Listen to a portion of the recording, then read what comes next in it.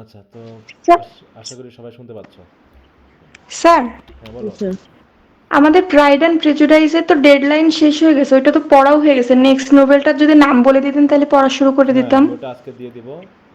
আমরা জি স্যার। ডাব্লিউবিএড শেষ করে তারপরে প্রাইড অ্যান্ড প্রেজুডিস পড়বো। আজকে নেক্সট যে নভেলটা আছে সেটা আমরা দেখব। ঠিক আছে, দুটা করে যেহেতু নভেল, দুটা দুটা করে টেক্সট আমরা আগিয়ে নিয়ে যাব। তো সেই হিসাবে পরবর্তীটা হচ্ছে সম্ভবত আর টেল অফ টু সিটিস। এটা একটু পড়া শুরু করবো আমরা। আর আচ্ছা স্যার। ডাব্লিউবিএড শেষ করে সেটা নিয়ে আমরা আলোচনা করব। আর যেটা হয়ে যাবে সেটার কোশ্চেন আনসারগুলো দিয়ে দিব, তোমরা পড়তে শুরু করবা। স্যার তাহলে ওইটার একটু পিডিএফটা দিয়ে দিয়েন নোবেলটার। আচ্ছা, দিব নি।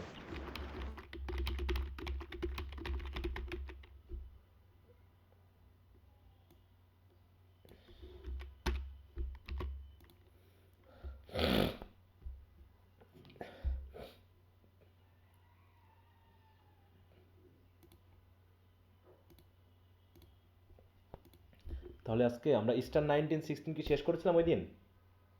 জি স্যার।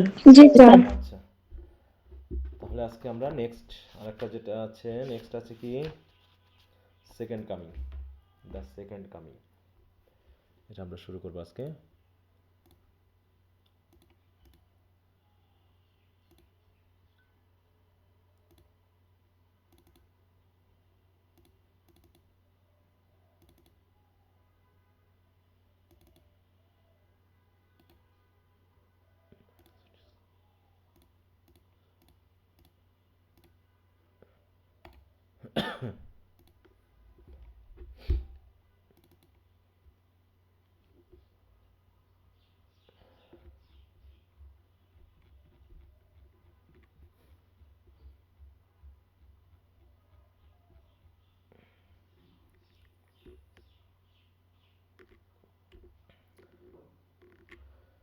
আচ্ছা, তো আমরা লেক আইল অফ ইনিসফ্রি যেটা পড়েছিলাম, তারপরে পড়লাম হচ্ছে ইস্টার্ন 1916। ইস্টার্ন 1916 এর থিমেটিক আইডিয়া তো আমরা বুঝতে পেরেছি নাকি? যেমনটা আজকে আমাদের দেশের একটা বিশেষ দিন রয়েছে, ঐতিহাসিক দিনটা কি? আন্তর্জাতিক মাতৃভাষা দিবস স্যার। হ্যাঁ, আন্তর্জাতিক মাতৃভাষা দিবস। আন্তর্জাতিক মাতৃভাষা দিবস। তো আমরা এই দিবসের বিষয়বস্তুটা অবশ্যই জানি, তাই না? যে এই দিনে আমাদের মাতৃভাষা বাংলাকে রাষ্ট্রভাষা হিসাবে স্বীকৃতি দেওয়ার জন্য যে আন্দোলন চলছিল, সে আন্দোলনের অংশ হিসাবে 1952 সালের 21শে মার্চ, নাকি 21শে ফেব্রুয়ারি, কোন দিন? 21শে ফেব্রুয়ারি। 21শে ফেব্রুয়ারি। হ্যাঁ, যে কিছু মানে আন্দোলনেরই একটা অংশ হিসাবে, আন্দোলন দমনের অংশ হিসাবে কি করা হলো, গুলি চালানো হলো, তাতে অনেকেই আত্মহতি দিল, মারা গেল। তো যাই হোক, পরবর্তীতে আমরা জানি স্যার। এটারই অংশ ধরে 1952 সালের ভাষা আন্দোলনের অংশ ধরেই কিন্তু একের পর এক আন্দোলন হয়েছে।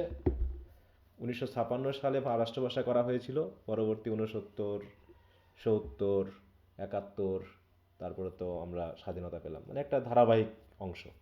তাই ইস্টার 1916 এরকম একটা ঘটনা ছিল, যেটা একটা রাইজিং ছিল, উত্থান ছিল, যেখানে দেশের স্বাধীনতার জন্য আন্দোলন করা হয়েছিল, কিন্তু ব্রিটিশ সরকার, তাই তো, তার বাহিনীদের দ্বারা দ্রুত দমন করতে পারে এবং অনেককেই ফাঁসি দেওয়া হয়েছিল। এরকম একটা বিষয় আমরা পড়লাম। তাহলে এটা হচ্ছে কি, একটা আন্দোলন, স্বাধীনতা আন্দোলনের অংশ।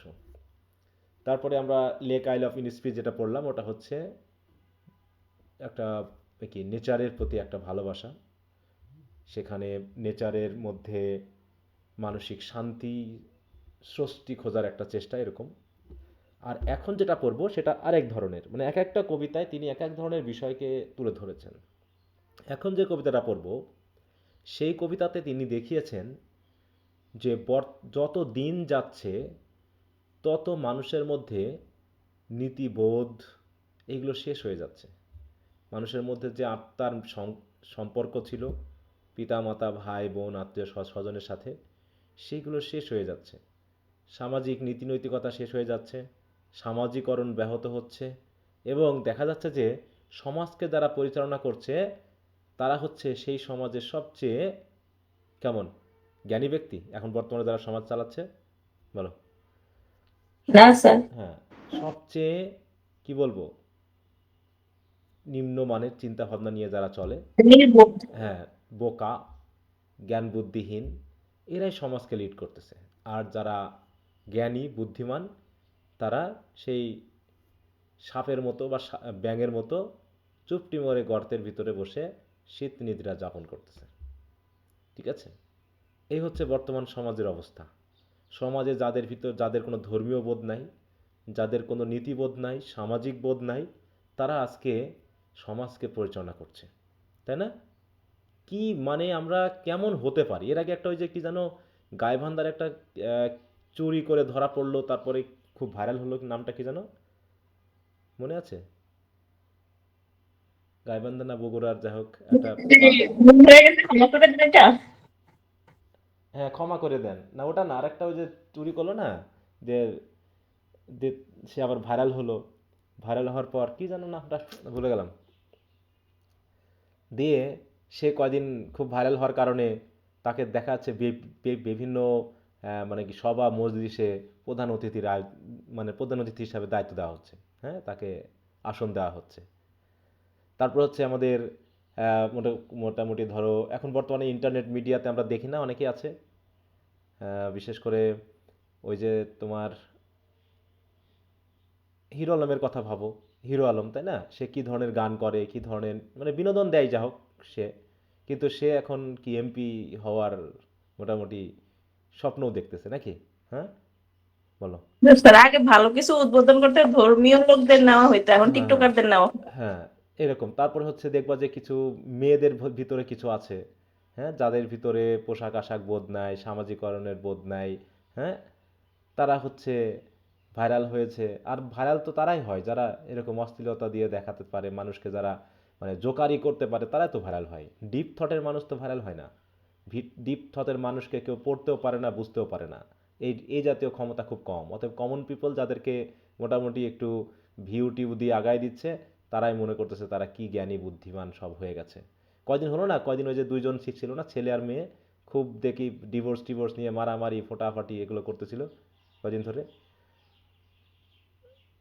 আহ, তো লায়লা আর মামুন হ্যাঁ, স্যার। লাইলা মামুন না কি যেন নাম, হ্যাঁ হ্যাঁ, ওদের ওদের কথা ভাবো। হ্যাঁ, মানে আমাদের ছেলেমেয়েরা কি শিখবে বলো?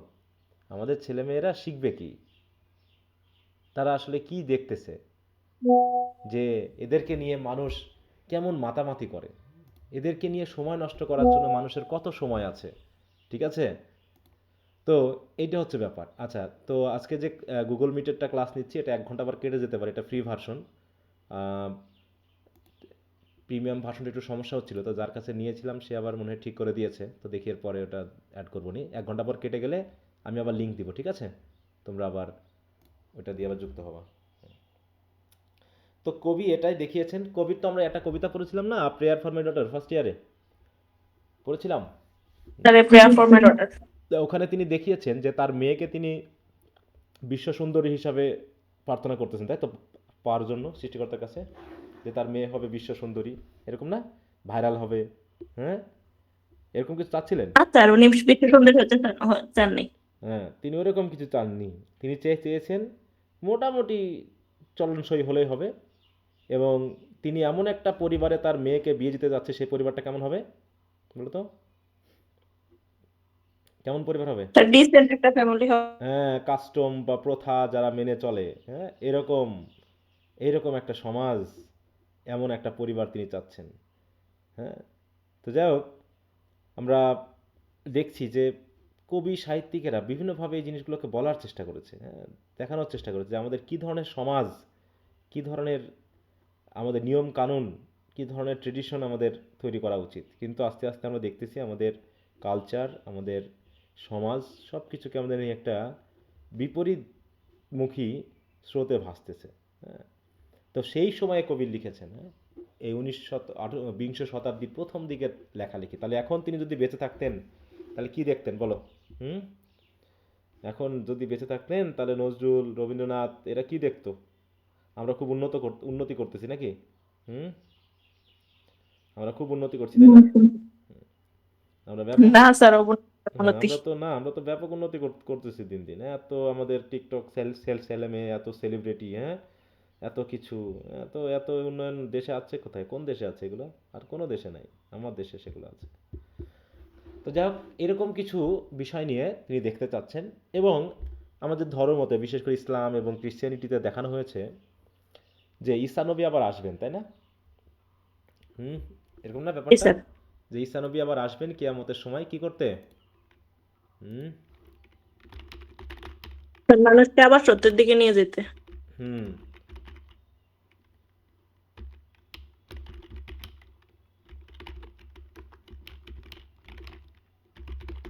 দেখো, বাইবেলে দ্য সেকেন্ড কামিং বলতে আসলে কি বোঝানো হচ্ছে? সেকেন্ড কামিংটা দিয়ে কি বোঝায়? এই যেখানে যেটা বলা হচ্ছে, হ্যাঁ, জিজাস ক্রাইস্ট একবার এসেছেন, ক্রিশ্চিয়ানিটিতে বিশ্বাস করা হয় এবং ইসলামেও বিশ্বাস করা হয় যে ঈসা নবী এসেছিলেন, কিন্তু ইহুদিরা বিশ্বাস করে না।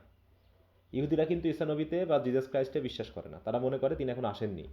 তারা মসিয়া বলে একজনের অপেক্ষায় আছে যে আসবে, এখনো আসেনি।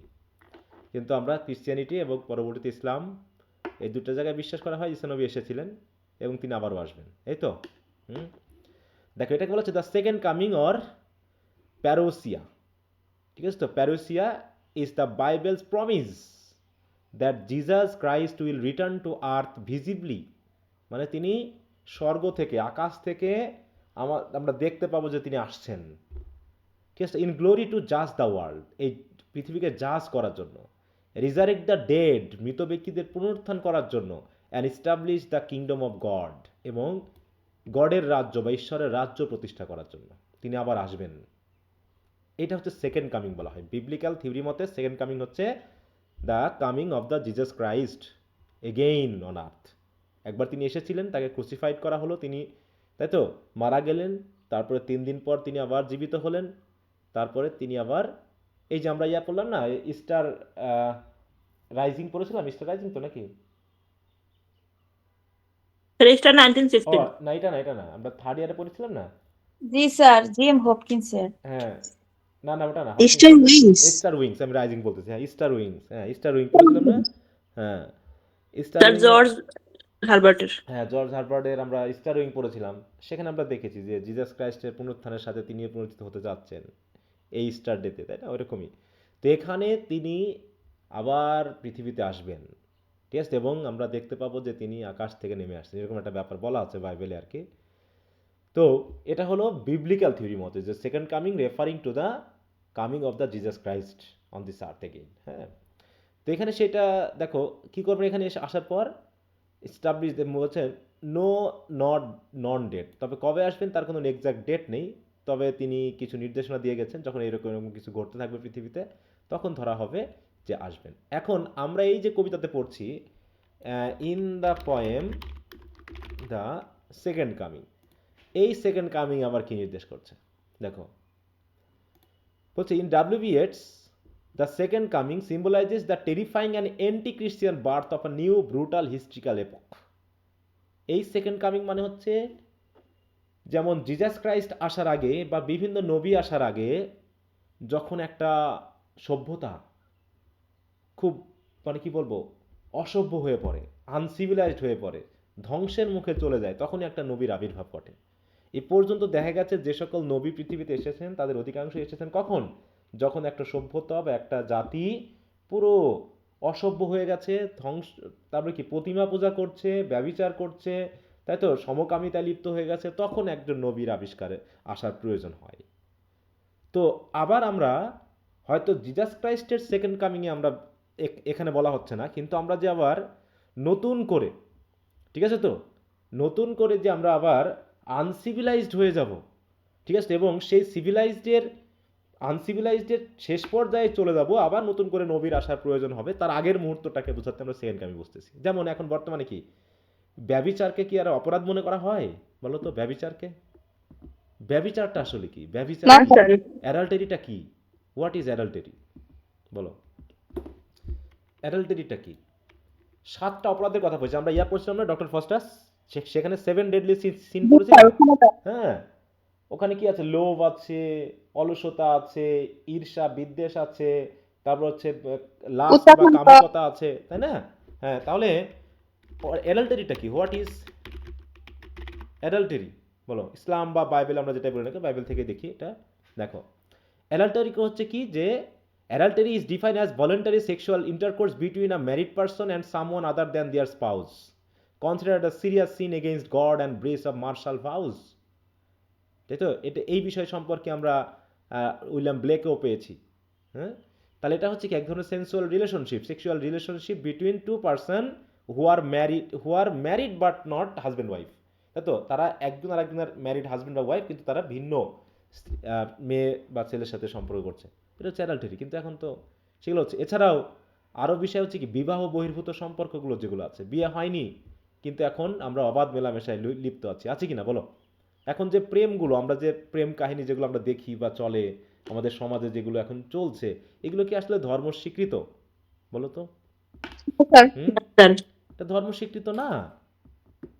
এবং এই জাতীয় সম্পর্কের কারণে আজকে বিয়ের প্রতি মানুষের মানে বিশ্বাস উঠে যাচ্ছে। কারণ before marriage they are being engaged in intercourse, sexual intercourse. এই কারণে তারা বিয়ের প্রতি যে একটা টান বা সম্পর্কতা, সেটা কিন্তু তারা সে বিশ্বাস পাচ্ছে না বা সেটার প্রয়োজন মনে করছে না। আর বাইরের দেশে তো অলরেডি ছেলে মেয়ের প্রতি বিশ্বাসই হারিয়ে গেছে। বিশ্বাস হারিয়ে গিয়ে কি হয়েছে, এখন সমকামিতায় লিপ্ত হয়ে গেছে অলরেডি। এবং আমরা জানি প্রায় অনেকগুলো দেশে সমকামী ম্যারিজ আইনগতভাবে বৈধ করা হয়েছে। তাহলে এইগুলো একসময় ছিল, ইসলাম ধর্মে মহানবী আসার আগে ছিল এরকম ঘটনা। তারপরে ইহুদি সমাজে জিজাস ক্রাইস্ট যখন এসেছিলেন তার আগে ছিলেন, মুসা নবী যখন এসেছিল তখন এই ঘটনা ছিল, তারপরে ইব্রাহিম বা আব্রাহাম নবী যখন এসেছিলেন তখনও এই কাহিনী ছিল। তার মানে কি, প্রত্যেকটা নবী এসেছে এবং তার আগে দেখা গেছে এই কাহিনীগুলো ঘটেছে। তারা বিভিন্ন ধরনের অপরাধ কর্মে জড়িয়ে গেছে। এমনকি বাইবেলে বা কোরআনে এমনও কোনো কোনো শহরের কথা বলা আছে যেখানে শুধু সমকামিতা এবং ব্যভিচারের জন্য শহর পুড়িয়ে দেওয়া হয়েছে। এরকম যে পুরো শহরকে পুড়িয়ে দেওয়া হয়েছে। বুঝতে পেরেছো? হুম, স্যার আছে এরকম, জানো? জি স্যার জানি। জি স্যার, দেখছি। এই যে দেখো, বাইবেলে আছে Sodom and Gomorrah story in the Bible.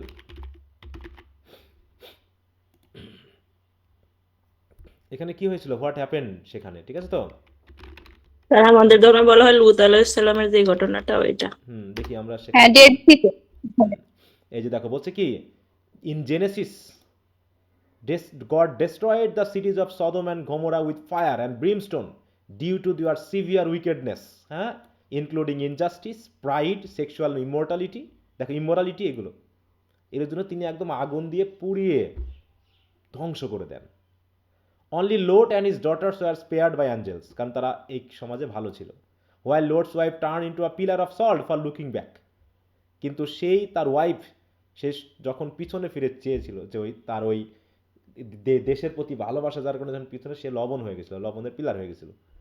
ঠিক আছে তো? এরকম আর কি, যে সিন, এখানে the cities were known for extreme wickedness including inhospitality, arrogance, attempted sexual assault against Lot's angelic visitor. হ্যাঁ, ওয়ার্নিং ছিল, angels warn Lot to flee, তুমি পালিয়ে যাও এখান থেকে, কারণ এটা শহরটা পুড়িয়ে দেওয়া হবে। এই লোডকে গড একে পাঠিয়েছে নবী হিসাবে, যে তুমি যাও এই শহরগুলোকে বলো যে ফিরতে, পাপের পথ থেকে সৃষ্টিকর্তার দিকে ফিরতে। তো কারণ এই শহরটাকে ধ্বংস করা হবে। তখন লোড গডকে জিজ্ঞাসা করেছে যে যদি এই শহরে 100 জন মানুষ থাকে, তাও কি আপনি আগুন দিয়ে ধ্বংস করবেন? বলছে না। বলছে যদি 50 জন থাকে, বলছে তাও ধ্বংস করব না। যদি 10 জন থাকে, তাও ধ্বংস করব না। যদি 1 জন থাকে, তাও ধ্বংস করব না। তার মানে কি, ওই শহরগুলোতে একজনও নেই যার জন্য এই শহরটাকে রাখা যায়। তো এখনো আমরা বাংলাদেশ বা পৃথিবী এখনো টিকে আছে, মানে কিছু ভালো লোক এখনো পৃথিবীতে আছে নাকি? হ্যাঁ, যার জন্য সৃষ্টিকর্তা জি স্যার। তাদের জন্য এখনো পুরো মানব জাতিকে অভিশাপ দিচ্ছে না। তা না হলে পুড়িয়ে ধ্বংস করে দিতেন সবকিছু। আমরা যেভাবে এখন বর্তমানে চলছে, নীতি নৈতিকতা শেষ। আমরা হয়তোবা লিটারেসি অর্জন করছি, জাগতিক জ্ঞানে উন্নত হচ্ছে, কিন্তু নীতি নৈতিকতায় শেষ হয়ে যাচ্ছে। এই জন্য দেখা যাচ্ছে কি, বর্তমানে বিবাহ বিচ্ছেদ কি ওই অশিক্ষিত দাদিদের মধ্যে বেশি ছিল না এখনকার মধ্যে বেশি আছে? বলো তো। এখন বেশি আছে। এখন বেশি, এখন বেশি। আগে কি সন্তান বেশি ফেলে দিয়ে যেত? পিতামাতা দেখুন, এখন যখন তখন দেখা যায় যে এখানে সন্তান ফেলে রেখে চলে গেছে, ডাস্টবিনে ফেলে রেখে চলে গেছে, বাঁশঝাড়ে ফেলে রেখে চলে গেছে, পাত্রের ভিতরে, হ্যাঁ, মানে আবদ্ধ করে, মানে ইয়াত দিয়ে, মানে কাপড় দিয়ে আটকায় বেঁধে ফেলে রেখে গেছে। এখন কি বেশি দেখা যায় না তখন বেশি দেখা যেত? স্যার এখন বেশি দেখা যায়। এখন বেশি। তাহলে এই শিক্ষা দিয়ে কি লাভ হচ্ছে? অশিক্ষিত যখন ছিল আমাদের পিতামাতা তখনই না ভালো ছিল, তখন এত নিষ্ঠুর এটা ছিল না। কিন্তু এখন নিষ্ঠুরতার পরিমাণ দিন দিন বাড়তেছে, পরিবার ভাঙ্গা পরিবার হচ্ছে, সন্তানদের প্রতি যে পিতামাতার চরম, মানে কি বলবো, যে অধিকার লঙ্ঘন সেগুলো এখন হচ্ছে। আর মানে কি বলবো, অবাধ মেলামেশা তো কি বলবো, যেটা এখন পরিবার সমাজ সকল কিছুর জন্য ধ্বংস ডেকে নিয়ে আসতেছে। তো যাই হোক, তো এই বিষয়গুলো নিয়েই তিনি এখানে কথাগুলো বলছেন। তো দেখি আমরা একটু পড়া শুরু করি। বলছে turning and turning in the widening gyre. আমরা জায়ার বলি, জায়ার বুঝি, জায়ার কি জিনিস? কখনো দেখো, আমরা ম্যাথ পড়ছি না, ম্যাথমেটিক্যাল ক্যালকুলেশন করেছি না জ্যামিতিতে, কোণ বলে একটা জিনিস জি থাকে না, স্যার। কোণ কোণ বা আহ, আচ্ছা এখানে তো দেখাচ্ছে না, এটা মনে হয়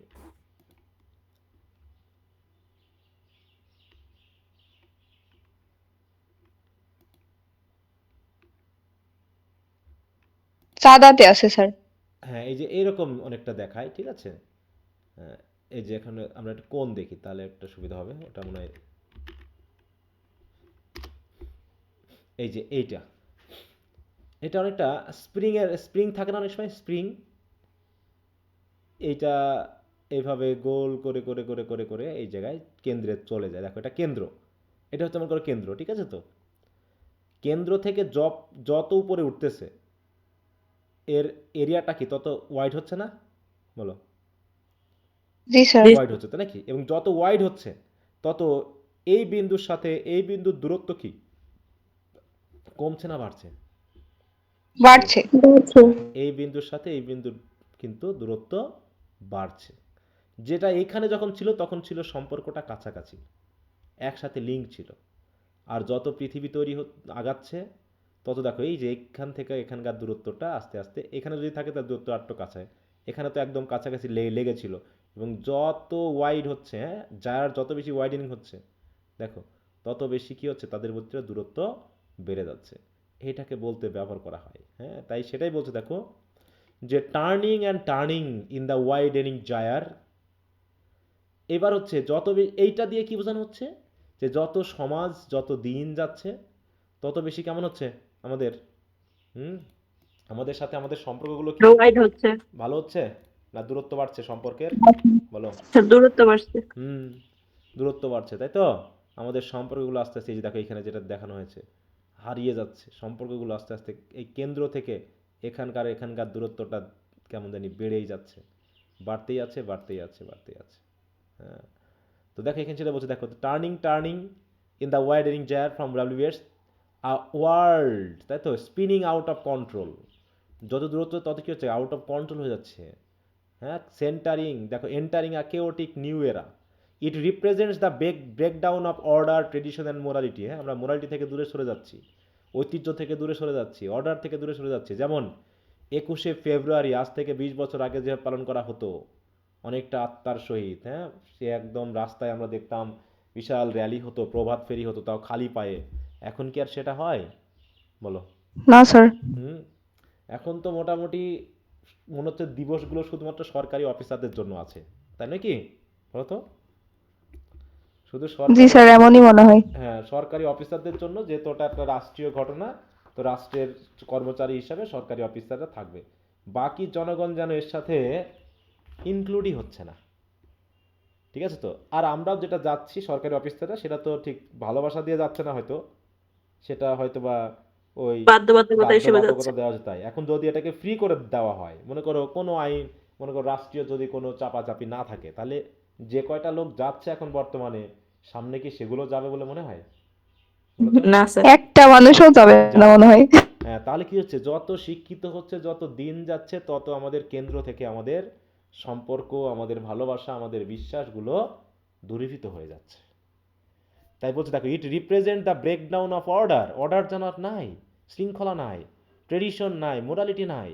the centre failing to hold, কারণ এই কেন্দ্র কি হচ্ছে, এদেরকে ধরে রাখতে ব্যর্থ হচ্ছে। হ্যাঁ, তা হচ্ছে as society moves into destructive turbulent and apocalyptic future. এই অ্যাপোক্যালিপটিক বলতে কি বোঝায়, এই কথাটা বারবার আসবে, অ্যাপোক্যালিপটিক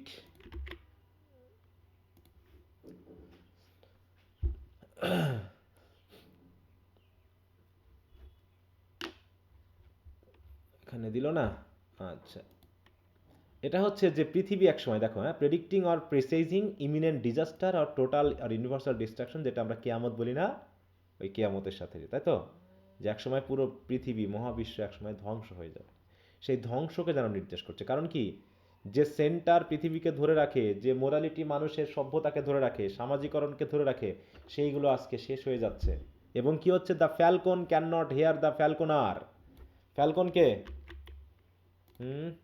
পাখি হাত পাখি সেই পাখি কি এক পাখি আর এক পাখিকে কি করতে পারছে না, চিনতে পারছে শুনতে না। পাচ্ছে না, শুনতে পারছে না। তাদের মধ্যে দূরত্ব বেড়ে গেছে। হ্যাঁ, ওই যে কোকিল ডাকে না, বসন্ত আসতেছে না, তো বসন্ত তো মনে চলতেছে নাকি?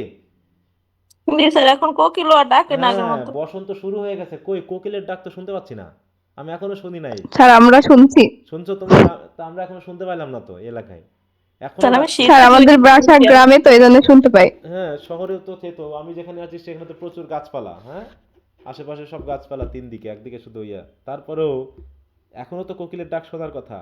গ্রামে যখন ছিলাম, হ্যাঁ, আমাদের বাড়ির কাছে কবরস্থান আছে, সেই কবরস্থানে প্রচুর গাছ আছে, সেই গাছে কোকিল ডাকতো। এবং যখন কোকিল ডাকে, আমার মনটা ওই আমার গ্রামে চলে যায়, মনে হয় যেন আমি হঠাৎ করে একটা স্মৃতিতে ভেসে আসে, কোথায় যেন শুনেছি, ও আমার এলাকায়, আমার গ্রামে।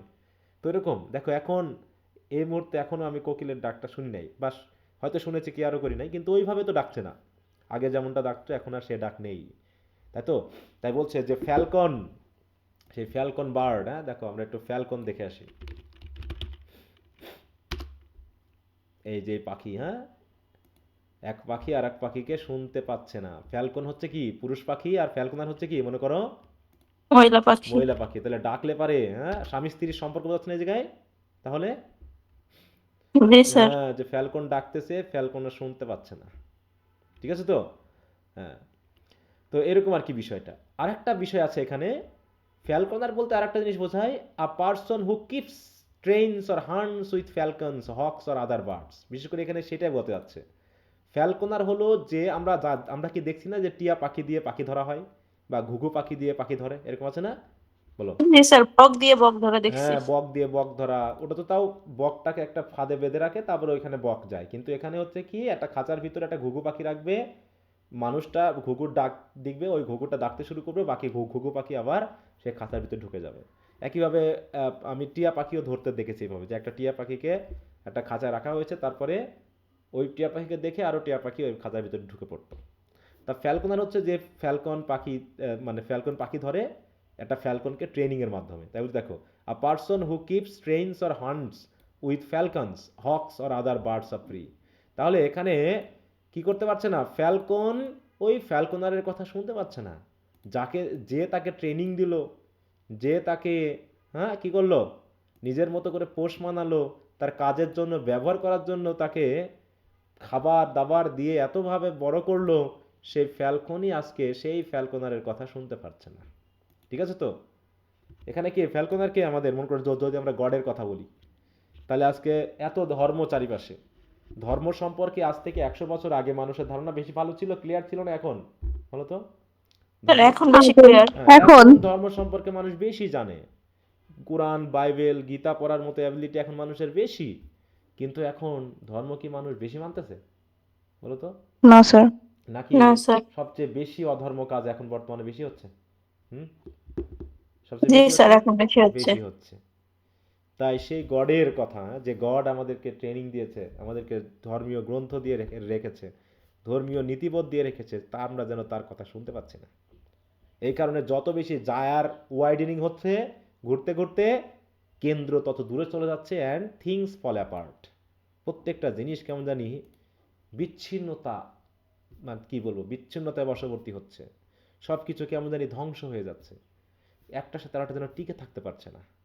এবং the centre can not hold, কেন্দ্র যেন সব কিছুকে ধরে রাখতে, যেমন পৃথিবীর কেন্দ্র আমাদেরকে ধরে রেখেছে না, পৃথিবীর কেন্দ্রের যে টান, তাই তো, সেই টান আমাদেরকে এই মাটির উপর দিয়ে হাঁটতে সাহায্য করছে।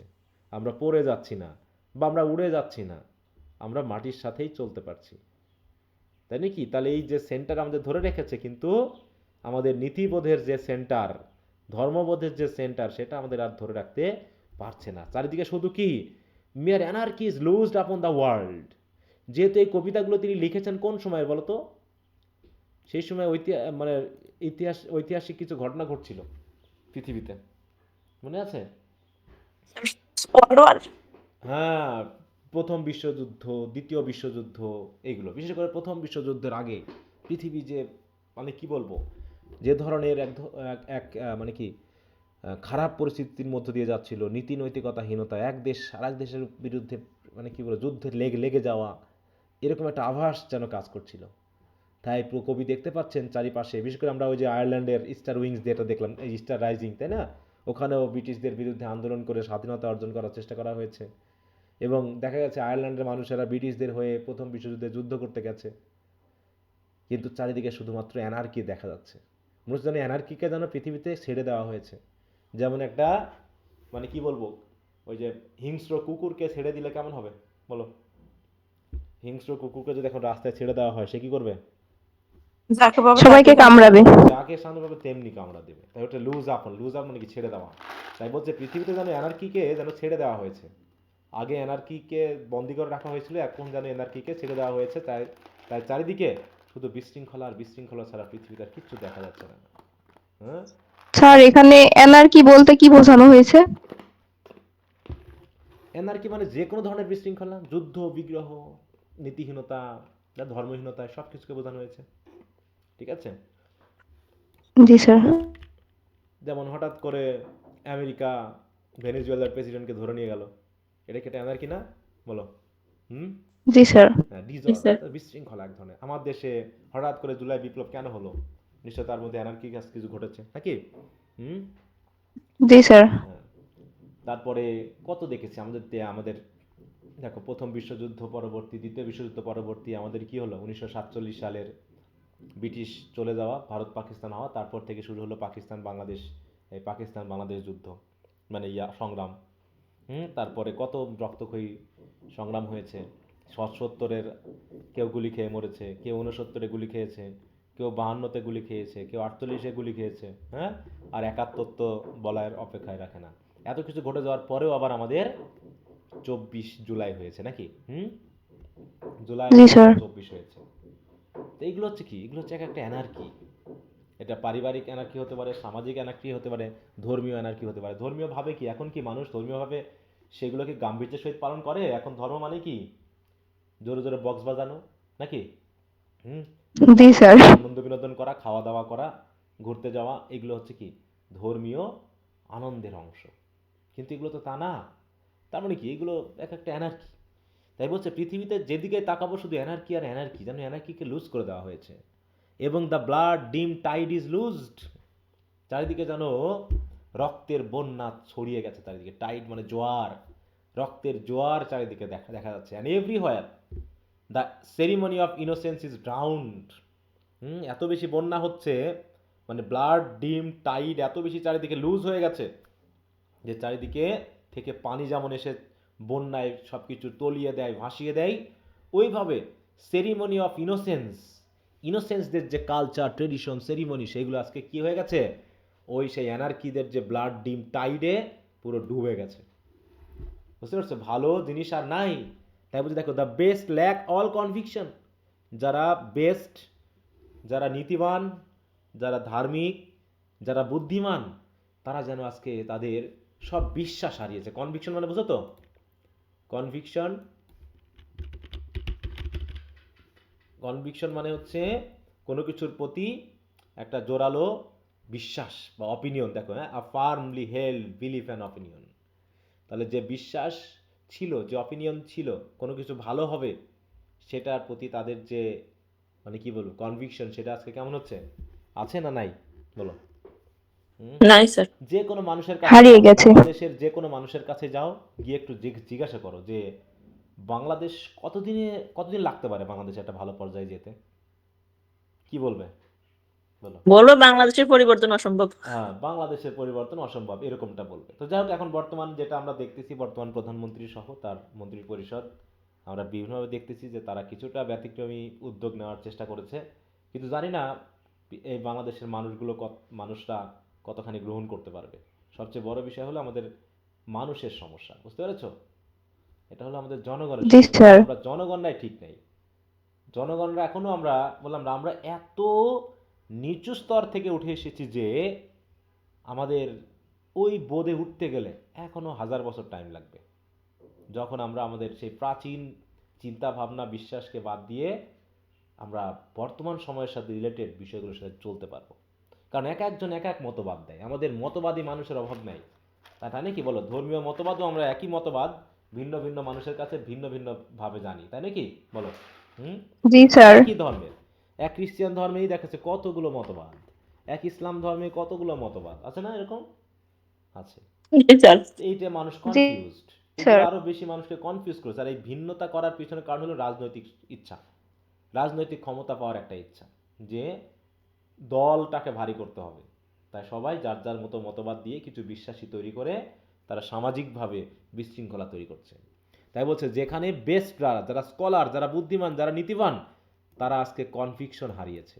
Lack all conviction while the worst, ওই সেই হিরো আলমের মতো, হুম, ওই সেই লাইলা নাকি যেন মামুন, ওদের মতো কি কি হচ্ছে, ওরা আজকে ফুল অফ প্যাশনেট ইন্টেন্সিটি। তারা এখন সবচেয়ে বেশি প্যাশনেট সমাজ, দেশ, এইগুলো সম্পর্কে, বুঝতে পেরেছ? আজকে শিক্ষিত, ধার্মিক, নীতিবান মানুষ দেশের কথা ভাবছে না। অন্যদিকে যারা এরকম দেখাচ্ছে, যে একটা ছেলে আছে না, খুব দেখি একাই একটা দল তৈরি করেছে, কি যেন নাম, শুধু দেখি নাম টামগুলো অত খেয়াল করি না, এই জন্য মনে থাকে না। চিকন চাকন করে একটা ছেলে, খায়রুল বাসার। খায়রুল, খাইরুল দেওয়ান। হ্যাঁ হ্যাঁ, খায়রুল খায়রুল খায়রুল, হ্যাঁ, দেখছো না কি অবস্থা, সে একাই মানে ইয়া করতেছে।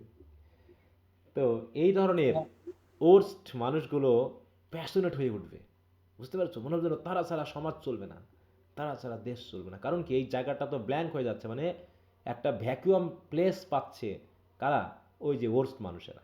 কারণটা কি? কারণটা ওই যে স্কলার বেস্ট মানুষগুলোর জায়গাটা ছেড়ে দিচ্ছে, চুপ করে আছে, তারা কোনো কিছু গায়ে মাখতেছে না। এই জন্যই আজকে সমাজের এই বিশৃঙ্খলা তৈরি হচ্ছে, বুঝতে পেরেছ? তো এই জন্য বলা হচ্ছে, আর the while the words are full of passionate intensity. কি কথাটা বুঝতে পেরেছ? জি স্যার। এইটুকু বোঝা গেল জি স্যার। তিনি কি বলতে চেয়েছেন আসলে? হুম, জি স্যার, বুঝতে পেরেছি। দেখো এটাকে যদি আমরা দেখি, বলছে a great circle of time is expanding wide and wider like a spinning gyre. The falcon, a symbol of civilization order, has flown too far and co no longer here falconer its guide or controlling force. শুনতে পাচ্ছে না? Society is falling apart. হ্যাঁ, সমাজ, ওই যে things fall apart মানে কি, society যেন আজকে বিশৃঙ্খল হয়ে যাচ্ছে। The central principals that held the world together can no longer keep it stable. আমাদের আমাদের মিডিয়া জগতে ভাবো, বিশেষ করে সিনেমা মিডিয়া জগতে, এখানে আজকে আমরা ভালো কোনো অভিনেতার নাম বলতে পারবো বলো তো বর্তমানে? না স্যার। যাদের নাম আমাদের মাথায় আসতেছে তারা কি খুব দক্ষ, নাকি একদম ওয়ার্স্ট কোয়ালিটি নিয়ে তারা এখানে করছে? বলো, কোয়ালিটি আছে কোনো? না স্যার। সেটা সিনেমা জগতে বলো, তুমি শিল্পী বা গায়ক জগতে বলো, তুমি কবির জগতে বলো, আজ বর্তমান যুগে নাম করা একজন কবির নাম আমাদের বলতে বললে আমরা বলতে পারবো বলো তো? কোথাও নাই স্যার। হ্যাঁ, না স্যার। তারপরে ভালো শিক্ষক, ভালো নেতা, আমরা কোন নেতার নাম করতে পারি বাংলাদেশে বলো, যে একজন আমরা এরকম একটা দক্ষ নেতা পেয়েছি, একজন নাম বলো বর্তমানে। পাবো? পাইছি এখনো? কাউকেই পাচ্ছি না। কাউকে পাই না। তাহলে কোনো কিছুই তো নাই আমাদের। হ্যাঁ, সব কেমন জানি, আমরা একটা নাম বলতে পারতেছি না, বা পারবো কিনা জানি না ভবিষ্যতে। হুম, তাহলে এইরকম হচ্ছে। দেখো আমরা এই যে যেটা দেখলাম নির্বাচনে, অনেক ভালো ভালো কিছু সাহসী দক্ষ নেতা তৈরি হচ্ছিল, তাই নাকি বলো? বিশেষ করে ওই যে একটা মেয়ে তাসনিম জারা নাকি নাম, তাই তো? হুম, জি স্যার। ঢাকা আমরা- নয়া কেমন হ্যাঁ, দাঁড়াইছিলেন?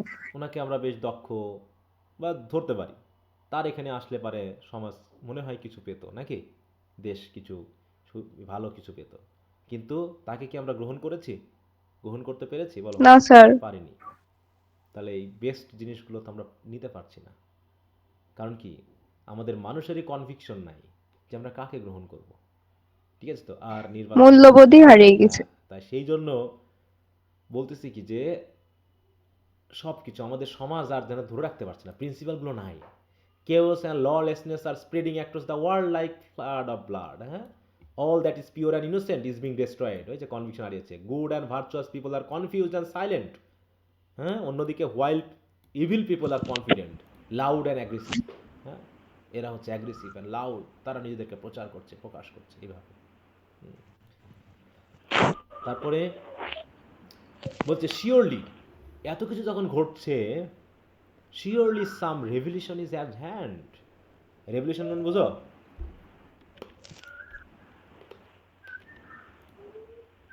দেখো আমরা দেখি,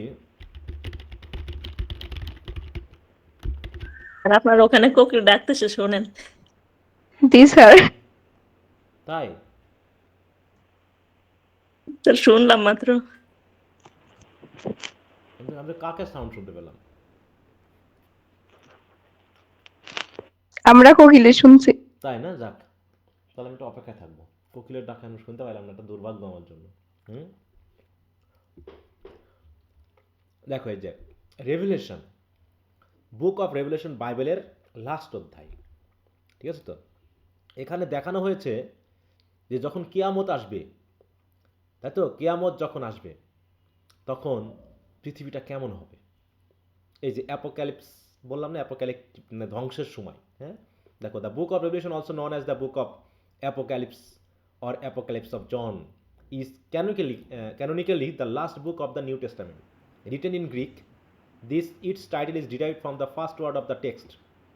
এখানে কি বলা হয়েছে? The book Revelation is the only apocalyptic book in the New Testament canon and occupies a central place in Christian দেখো eschatology.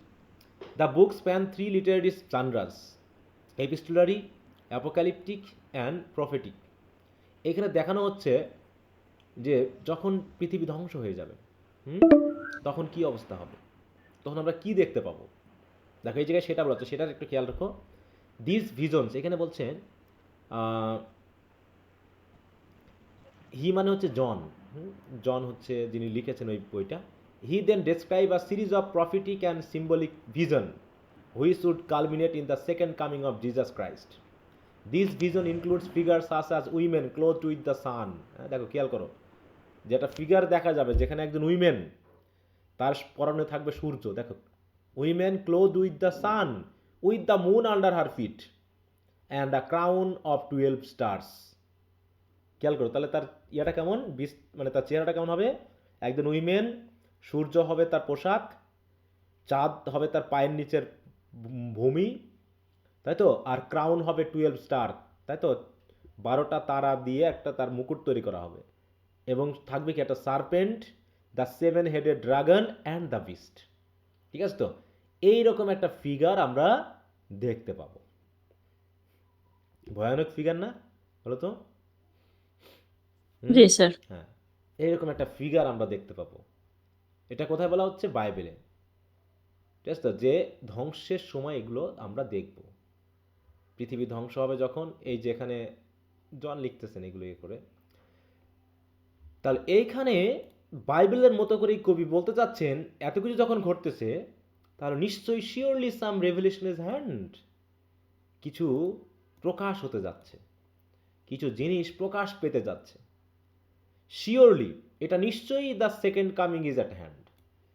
ওই তাহলে নিশ্চয়ই সেকেন্ড কামিং আসবে, যেটা বাইবেলে বলা হচ্ছে সেকেন্ড কামিং এর সময়তেই এই রেভেলেশনটা হবে।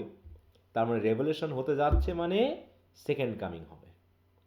তারপর কবি বলছে হ্যাঁ সেকেন্ড কামিং, মানে এরকম আশ্চর্য হয়ে গেছে, দ্য সেকেন্ড কামিং। তার মানে কবি সেকেন্ড কামিংটা হয়তো বিবলিক্যাল থিওরিতে আলোচনা করছিলেন, করতে করতে হঠাৎ করে তিনি একটু আবার, প্রথমে হয়তো মনোযোগটা ঠিক মতো ছিল না, তিনি জাস্ট বলে গেছেন। দ্বিতীয়বার বলছে হ্যাঁ সেকেন্ড কামিং, মানে এইবার তিনি অ্যাটেনশন যেন দিয়েছেন তার কথার সাথে। সেকেন্ড কামিং, তাই না? সেকেন্ড কামিংটা কি? আমরা তো জাস্ট মুখে বললে তো হচ্ছে না, আমরা মুখে বলে যাচ্ছি খুবই সিম্পলি ভাবে, এটা যেন আমাদের অন্তরে খেলছেই না। এই যে আমরা বললাম কিয়ামত হবে, এটা হবে, সেটা হবে, এটা কি আমাদের বুকের ভিতরে একটু আলোড়ন তৈরি করে বলো তো? করে? হুম? না স্যার। এটা কিছুই করে না। সিম্পলি আমরা শুনি, বলি, বুঝি, আর আমরা শুনে যাচ্ছি। এক এক কান দিয়ে বার করছে, অন্য কান দিয়ে বের হয়ে যাচ্ছে। মানে এইটা যে একটা মারাত্মক বিষয়, তাই তো কেয়ামতের সময় ধ্বংস হবে সব কিছু।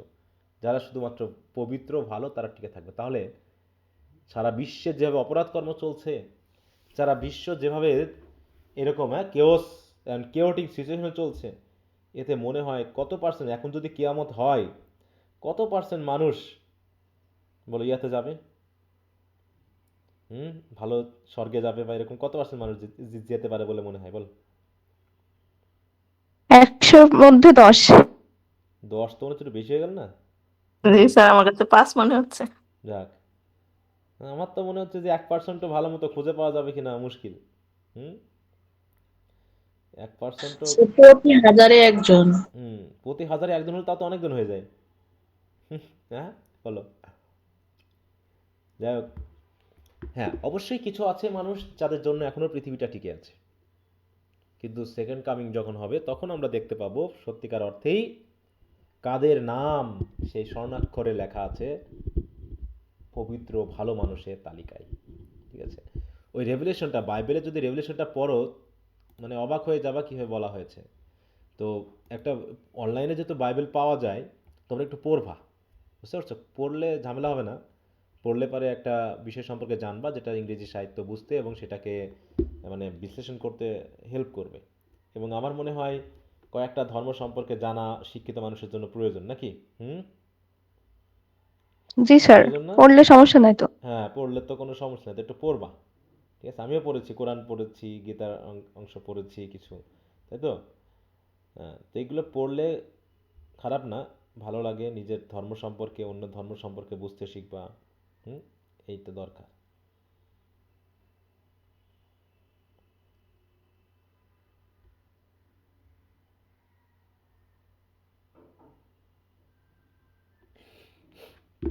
আচ্ছা,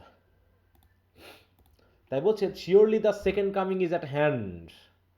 দ্য সেকেন্ড কামিং বলছে hardly are this words out. এই শব্দগুলো যেই উচ্চারণ করা হয়েছে, মানে এই শব্দগুলো উচ্চারণ করতে না করতেই হঠাৎ করে দেখলাম কি ভাস্ট ইমেজ। আমরা এখানে একটা ইমেজ দেখলাম না? এখানে কিসের ইমেজ দেখানো হয়েছে? যে একটা মহিলা, নাকি একজন উইমেন, চাঁদের তার পায়ের নিচে, সূর্য তার পোশাক, ক্রাউন অফ 12 স্টার্স, সাথে থাকবে সার্পেন্ট, সাথে থাকবে 7 headed dragon and the beast. এইটা দেখা গেল।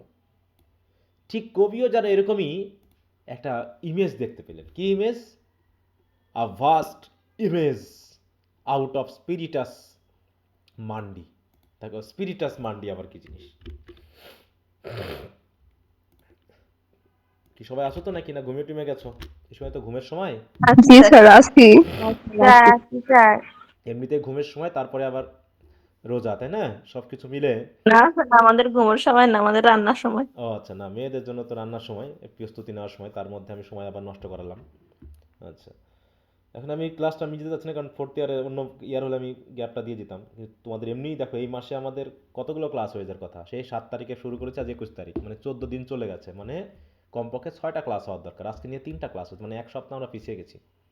ওই সে নির্বাচনের জন্য সমস্যা নাই স্যার, রান্না তো আসরের পরে শুরু করি। হ্যাঁ, তো এই জন্য অন্তত তোমাদের বুঝিয়ে দিতে হবে না, তুমি আমি আমি বিপদে পড়ে যাব তোমাদের সবগুলোকে মিলিয়ে দিতে। যাক, তাকে স্পিরিটাস মান্ডি বলতে কি বোঝাচ্ছে দেখো, লিটারাল মিনিং। এটা মানে হচ্ছে breath or spirit of the world. তাই তো, স্পিরিটাস হচ্ছে ব্রেথ, সোল অর স্পিরিট, আর মান্ডি হচ্ছে অফ দ্য ওয়ার্ল্ড। মান্ডি মানে হচ্ছে পৃথিবী, ঠিক আছে তো? মান্ডান থেকে আসছে মান্ডি, আর স্পিরিটাস মানে স্পিরিট, ব্রেথ বা সোল। তাহলে স্পিরিটাস মান্ডি থেকে মানে পৃথিবী থেকে, আউট অফ বলা হচ্ছে না? তারপরে দেখো Yeats describe it a collective consciousness or a vast reservoir of symbol from which spirit এইটা দেখো এখানে এই কথাটা কোথায় পেয়েছেন? এই যে অ্যানিমিয়া মান্ডি বা এরকম কিছু থেকে, সোল অফ দ্য ওয়ার্ল্ড। কার এটা ছিল? প্লেটোস। এখান থেকে তিনি শব্দটা নিয়ে নিজের মতো করে এটা কয়েন করেছেন। কয়েনিস। তারপর in the sense স্পিরিটাস mandi is a concept representing the subconscious collective memory of mankind. তো এখানে যেটা বলতেছে যে আ ভাস্ট ইমেজ, বিশাল একটা ইমেজ দেখতে পেলাম কোথা থেকে? অফ স্পিরিটাস মান্ডি থেকে। এবং সেই ইমেজটা আমাকে করলো কি, ট্রাভেলস মাই সাইট। আমি দেখে পুরো কি ভালো লাগলো এই ইমেজটা দেখে? হুম, না, নাকি কবি ভয় পেয়ে গেছেন? ট্রাভেল মানে কি, মানে ভয় পেয়ে গেছে। ভয় পেয়ে যাওয়া, তাই তো, আঘাতপ্রাপ্ত হওয়া, হ্যাঁ, ডিস্টার্বড হওয়া, এরকম একটা কিছু। হ্যাঁ, যে when a vast image out of Spiritus Mundi troubles my sight and somewhere in sands of the deserts, তাই তো, হয়তো ওই মরুভূমির তার যে বালি, সে বালির কোথাও একটা জায়গা থেকে a shape with lion body and the head of a man, the shape of a lion body and the head of a man, এটা যেন আমরা কোথায় পেয়েছি এই ইমেজটা? ফেস রাখছে না, ওটা তো বডি ছিল থিংস মেয়েদের। আর ওইটা ছিল। এটা হচ্ছে মিশরে আমরা বিশেষ করে দেখি না, মিশরের যে পিরামিডগুলো আছে না, সেখানে দেখা যায় না ফিংস বলা হয় না, এটা বিস্ট। হ্যাঁ হ্যাঁ স্যার, এই হ্যাঁ যে স্যার। জি স্যার, বলছি কি, আর শেপ উইথ ইডিপাস লায়নস রেখতেও বডি, আছে। হ্যাঁ, the head of a man describe in WS ma'am the second coming, এটা হচ্ছে একটা sphinx appearing in the desert with a blank and pitiless gaze, this rough beast symbolizes the chaotic transformative new era. এটা নির্দেশ করছে কি যে মানুষের man অথচ বডি তার লায়নের মতো নাকি। এটা দিয়ে আসলে কি সিম্বলাইজ করতো ইয়ারা, মিশরীয়রা, ইজিপশিয়ানরা? জানো এটা দেখতে মানুষ কিন্তু সিংহের মতো হিংস্র ওইটা। এটা ছিল কিসের প্রতীক? ফিন্স। হ্যাঁ, কিসের প্রতীক এটা বলো? স্যার জানি না।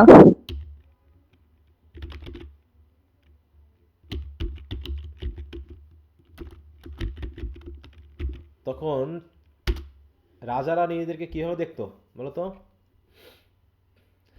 সিংহের মতো। হ্যাঁ, এটা হচ্ছে ফরেন রাজার প্রতীক, ফারাওদের প্রতীক, বুঝতে পেরেছো? জি স্যার, বুঝতে পারছি। হ্যাঁ, রিপ্রেজেন্টিং, দেখো এই যে representing the divine power, strength and intelligence of the pharaoh. তাহলে লায়নের মতো বডি আর মানুষের শেপে মাথা, ঠিক আছে তো? তারপর এটা হচ্ছে ফিংস বোঝায়, কিন্তু representing the divine power, strength and intelligence of the pharaoh, it symbolises the guardian protector combining the physical strength of a lion with the wisdom and authority of a human ruler. ঠিক আছে তো? তাই pyramid যেখানে বানাতো তারা এটা দিয়ে রাখতো, দিয়ে বোঝানোর চেষ্টা করা হতো এটা হচ্ছে এই ধরনের মানুষের কি আশ্রয়স্থল, মৃত্যু পরবর্তী, তাই তো, এদের বডি রেখে দেওয়ার, তারা pharaoh. The symbol of authority, it represents the pharaoh's role as a powerful and divine ruler, guardian, protector. Sphinx were often placed at the entrance of temples or tombs to protect sacred spaces from evil spirit. তাই তো, the great Sphinx of Giza, এটা হচ্ছে সবচেয়ে যেটা Giza. তো এখানে কবি সেরকম একটা শেপ দেখতে পাচ্ছেন, আর shape with lion body and the head of a man, আর gaze blank and pitiless as the sun, যার চোখের দৃষ্টি মানে কি সূর্যের মতো, যেন তপ্ত, উত্তপ্ত, হ্যাঁ, এবং ব্ল্যাঙ্ক, তার মানে দৃষ্টিতে যেন ব্ল্যাঙ্ক হয়ে আছে, কোনো মায়া নাই, দয়া নাই, হিংস্রতা, হ্যাঁ। এবং সেটা কি হচ্ছে, আস্তে আস্তে দেখো, is moving it's slow thighs, যে সিংহটা, যে মানুষের বেশটা, সে কি করছে, ওই মরুভূমি থেকে উঠে আসছে, কি তাই বলছে, তার থাইগুলোকে মুভ করছে। থাই মুভ করা মানে কি, পায়ে ভর দিয়ে ওঠা, উঠে আসছে, হ্যাঁ। Is moving it slow thighs while all about it, আর চারিপাশে, ওই বডির চারিপাশে কি হচ্ছে, reels shadows of the indignant desert birds, পাখিরা বিশেষ করে, হ্যাঁ, পাখি, বানর, এরা কিচিরমিচির বা করে কখন জানো, যখন কোনো অশুভ শক্তি দেখতে পায় বা তাদের জন্য ক্ষতিকারক কোনো প্রাণীকে দেখতে পায়, ঠিক আছে তো?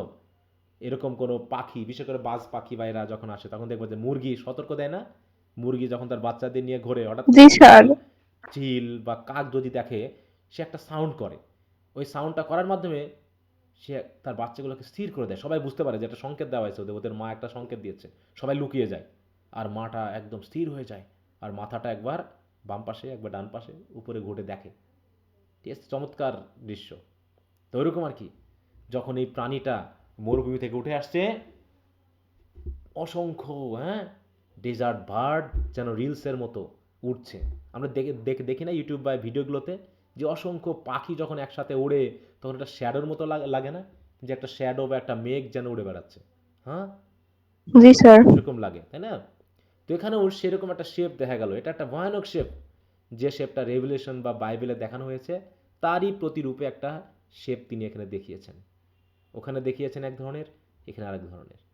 রেভেলেশন মানে কিসের রেভেলেশন? এটা কেওটিক সিচুয়েশনের রেভেলেশন, যে তখন হইচই শুরু হবে, হ্যাঁ, চারিদিকে ধ্বংস শুরু হবে।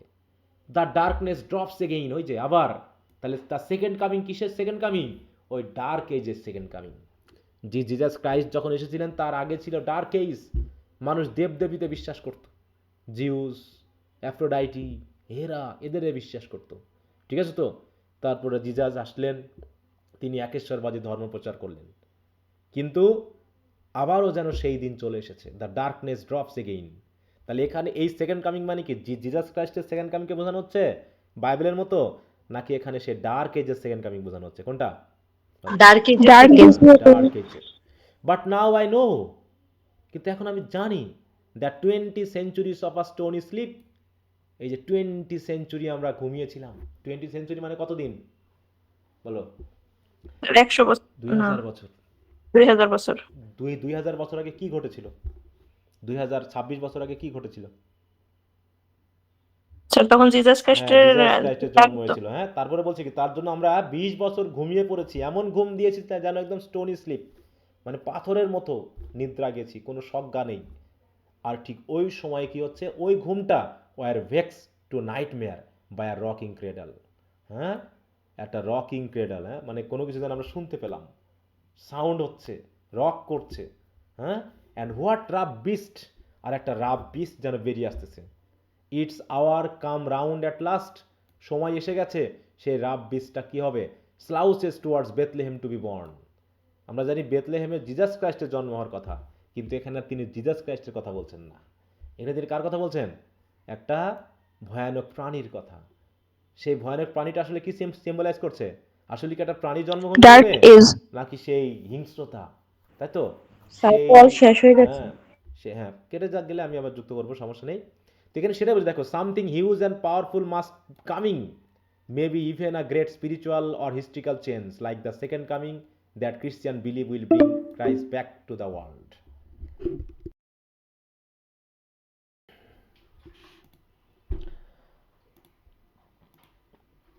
আচ্ছা, তাই বলছে এখানে, দেখো, back to the world, but as soon as I think of this word, মানে কবি বলতেছে, যখন আমি এই কথাগুলো চিন্তা করছিলাম যে সেকেন্ড কামিং এর কথা, ঠিক আমি সেকেন্ড কামিং হিসেবে জিজাস ক্রাইস্টের ইমেজ দেখলাম না, আমি দেখলাম একটা ডিস্টার্বিং ইমেজ, হ্যাঁ। I have a disturbing vision from the Spiritus Mundi or the spirit or soul of the world. I see a frightening creature rising in a desert. It has the body of a lion and the head of a man. Its expression is cold and cruel, like the blazing sun. Huh? It moves slowly and powerfully, and around it fly angry desert birds. Huh? Then everything turns dark again. But now I understand. For 2000 years since the birth of Christ, the world has been in deep, dream-like sleep. সবাই আবার ঘুমিয়ে গেছিল। That sleep has now turned into a nightmare, awakened by a cradle that is a new birth. And now some terrifying wild creature, this rough beast, has finally reached his movement in history and is slowly moving toward Bethlehem. Not to bring peace. সে আসছে শান্তির জন্য না, Jesus Christ তো শান্তির জন্য আসবে, কিন্তু সে আসছে কিসের জন্য? But to be born as a new dreadful force in the world. ঠিক আছে তো? একটা ড্রেডফুল ফোর্স হিসাবে সে পৃথিবীতে আসবে। তো এখানে এগুলো পড়ে নিবা। তাহলে কি বোঝা গেল কবিতাটা? জি স্যার। জি স্যার। করতে পারছি। ছোট্ট একটা কবিতা, কিন্তু এখানে তিনি একটা, এটা প্রধানত যদি আমরা একটু খেয়াল করি, দেখো,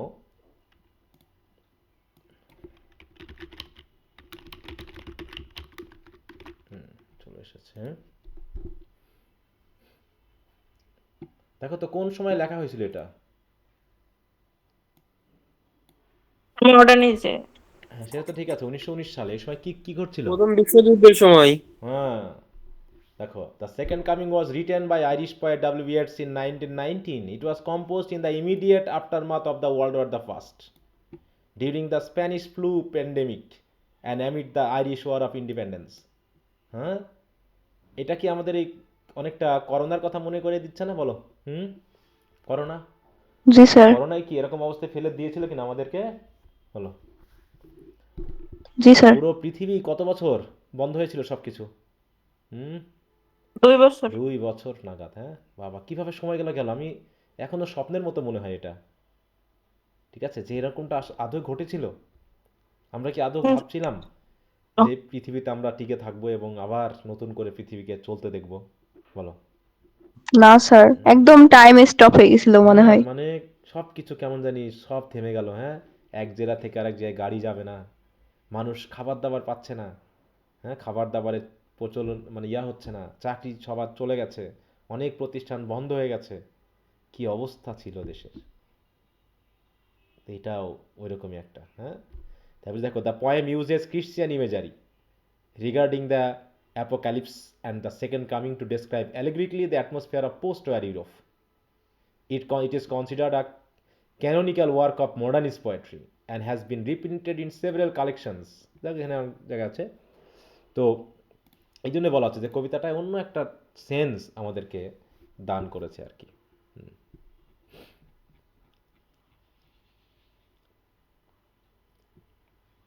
আচ্ছা, এগুলো একটু তোমরা তাহলে পড়ে নিবা, ঠিক আছে? সব কিছু ভালো করে শীটটা দিয়ে দিবনি, একটু পরে ফেলবা। কারো কি কোথাও বুঝতে অসুবিধা থাকলে একটু বলতে পারো।